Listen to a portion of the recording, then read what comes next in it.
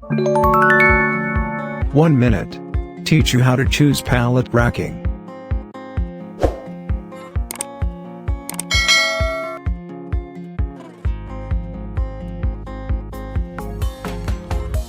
First of all, clarify the storage method, whether it is pallet put, hand put, or high density put.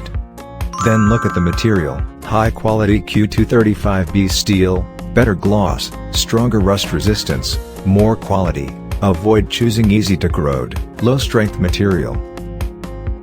Then focus on the load bearing, which must exceed the weight of the expected storage items. Then look at the size, matching the placement of space layers, layer height, whether it is reasonable. Stability cannot be forgotten, make sure it does not shake. Consider the price in line with the budget, pay attention to the structure of the shelves and installation tightness. Finally, the brand reputation is very important: OKE storage racking quality and after-sales guarantee. Remember these: choosing pallet racking is no longer difficult.